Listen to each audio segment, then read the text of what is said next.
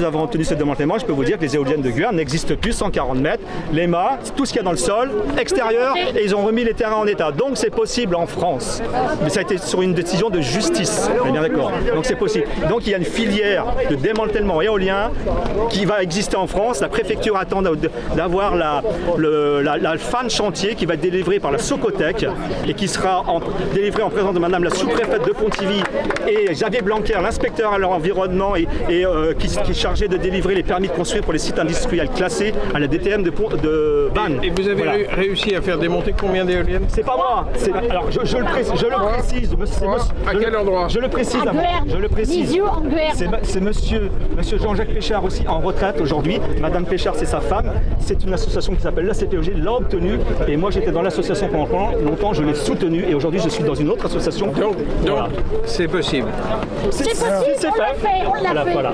C'est possible. 3 éoliennes ont disparu. 21 ans de labeur, mais très très dur. 3 éoliennes ont disparu. Est-ce que je peux dire quelque chose? Et vous pouvez redonner le nom de votre association?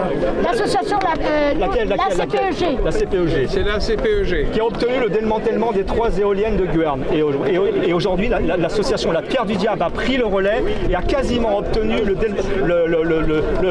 l'arrêt d'un projet éolien de 3 éoliennes de 180 mètres qui était proposé par la société Locogène, une société écossaise. Voilà. Donc notre expérience, elle est là aujourd'hui pour Piebiem et pour l'Alpa.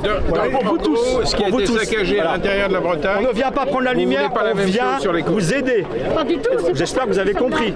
D'accord. Vendredi, on a passé 10 heures, on a fait la Trinité-sur-Mer, Carnac, Quiberon, et pour mettre des affiches partout. Et tout ça aujourd'hui converge avec le président des pêcheurs. Tout à fait. Voilà. Mais c'est dommage que Éric ne soit pas. Et vous avez en même temps 2 associations, la présidente de Malguenac, une association qui a existé pendant 22 ans. Il y a eu 1400 signatures il y a 22 ans. Et grâce à cette association dont la présidente est décédée, qu'elle a pris le relais, Marie-Rose, aujourd'hui, il n'y a pas d'éolienne à Malguenac. Malguenac, Il y a 3 zones prédéfinies et on va encore se battre à nouveau. Ça, c'est toute la région de Pontivy, Pontivy-Centre. On est noyé d'un côté avec des éoliennes de 180 mètres, 200 mètres, etc. Et d'un autre côté, on se bat tellement des petites communes de 1200, 2000 habitants, on n'a rien parce qu'on se bat depuis 22 ans. Donc j'espère qu'il n'y en aura pas ici, j'en veux pas moi non plus, Belle-Île-la-Groix. Bravo. Est-ce que je peux dire quelque chose? Oui. Attends. Est-ce que je peux dire quelque chose? Il faut rester vigilant. Vous avez gagné, bravo. Oui. Allez, je finis. Je finis.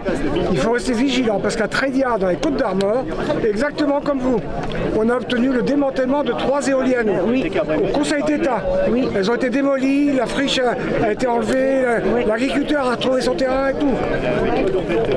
L'industriel, c'est Beware, qui est avec Pénanel, si j'ai bien compris. C'est le vôtre. C'est Beware. Il s'est plaint que ça lui avait coûté 2 millions de démonter les éoliennes. Et bien malgré ça, il a redéposé un projet au printemps de cette année pour en remettre 3 au même endroit. Donc je vous dis, il faut être vigilant. C'est jamais fini. C'est jamais fini.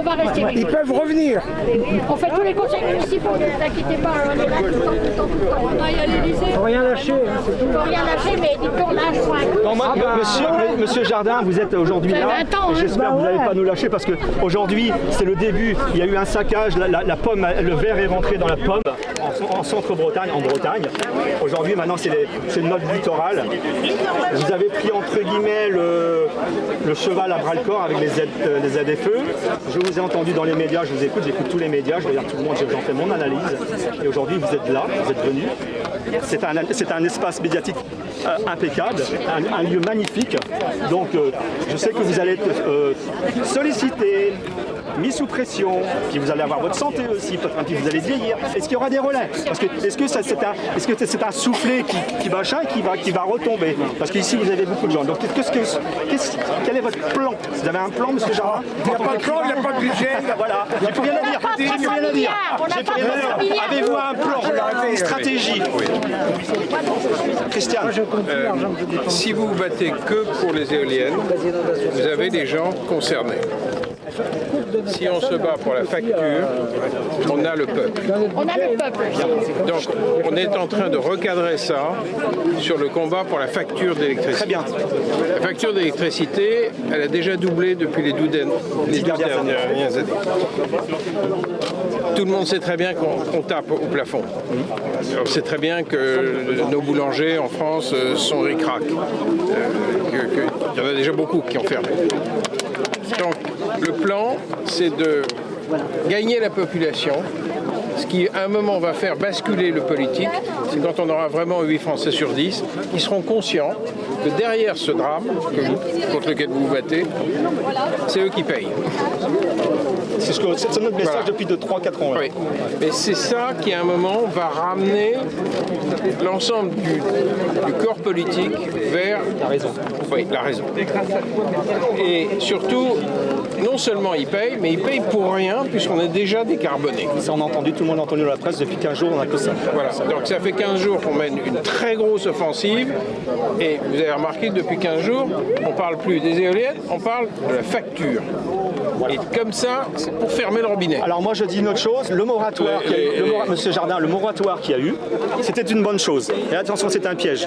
Le moratoire, il s'est faufilé dans cette fameuse loi budget, etc. C'était très bien. Donc tout le monde a sauté dessus, tout le monde a pu en parler, vous et donc même les politiques s'en sont saisis. Mais moi j'ai fait mon analyse et je me dis, voilà, bon, du coup, maintenant l'État, le gouvernement, pas l'État, le gouvernement a voté contre sa propre loi. Et je crois même, excusez-moi de vous le dire, ça les arrange. Parce que maintenant, le moratoire a permis d'exploser tout ça. Et ils diront, regardez, on avait une loi, on est venu grosso modo nous emmerder, grosso modo. Et donc maintenant, on va la faire voter par décret. Et quand tout le monde sera en vacances... Non, pas voter. Promulgué. Et pendant que tout le monde sera en vacances... C'est bien ça le problème. Voilà. Et c'est ça le problème. Vous avez dit sur CNews, maintenant il va falloir se battre. Il y avait un expert à côté de vous, un expert, je vous ai écouté, vous avez dit, maintenant il va falloir se battre contre le décret. Votre mot d'ordre, c'est pas de décret. Pas de décret. Je vous ai entendu il y a 2 jours, c'est ça. Pas de décret. Et donc c'est ça le piège. Le moratoire a été bien, puis le moratoire a fait réagir ceux qui sont au pouvoir. Ils ont foutu en l'air la loi, d'accord. Et maintenant il n'y a plus de loi, et maintenant il va dire, mais maintenant il va falloir voter le budget. Mais en même temps, dans ces allers-retours, l'actualité s'est emparée de la question. Donc on est en train de faire monter dans les médias la conséquence sur les gens, très concrète. Et à partir du moment où on va faire comprendre, fédérer, mais surtout faire comprendre à tout le monde que ce délire esthétique, ce délire vous coûte un doublement de votre facture. À un moment, on fera mesurer par l'IFOP ou par un institut de sondage, êtes-vous pour ou contre? Et quand ils auront tous compris que c'est eux qui payent, je pense que les chiffres seront en votre faveur. Merci pour votre temps. Merci.